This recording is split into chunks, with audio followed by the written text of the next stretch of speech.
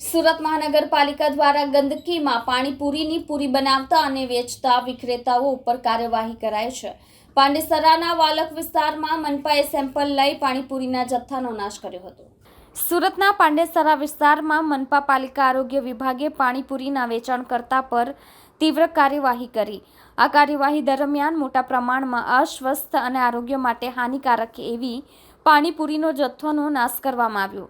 આ કાર્યવાહી પાંડેસરાના વાલક વિસ્તારમાં કરવામાં આવી, જ્યાં પાણીપુરી ગંદકી ભરેલા વાતાવરણમાં બનાવવામાં આવી રહી હતી। આરોગ્ય વિભાગના અધિકારીઓએ તપાસ દરમિયાન જોયું કે ખાદ્ય પદાર્થો ગંદા સ્થળે બનાવતા હતા, જેના કારણે આરોગ્યને ગંભીર ખતરો ઊભો થયો હતો। આ પરિસ્થિતિને ધ્યાનમાં રાખીને આરોગ્ય વિભાગે માત્ર પૂરીનો જથ્થાનો નાશ કર્યો નહીં, પરંતુ દંડની કાર્યવાહી પણ શરૂ કરી। અધિકારીઓએ કહ્યું કે ઉનાળાના કારણે આવી પ્રકારની ખાદ્ય વસ્તુઓ આરોગ્ય માટે ખૂબ જ હાનિકારક હોય છે। હું food safety officer HS Patel અને આપણી સાથે જે જોડેના આરોગ્યનો સ્ટાફ છે।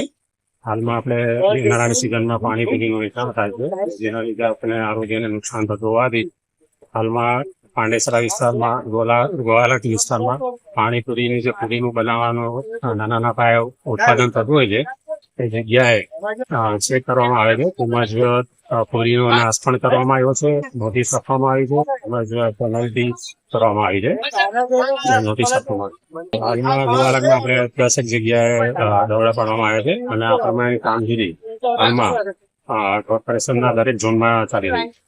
જગ્યાઓ જે જોવામાં આવી છે આપણે બહુ ખરાબ હતી અને જેના લીધે આપણે બધું જેટલી પૂરી બની છે બધો નાશ કરાવી દેવામાં આવ્યો છે અને આ બધી સંસ્થાઓને બંધ કરી દેવામાં આવી।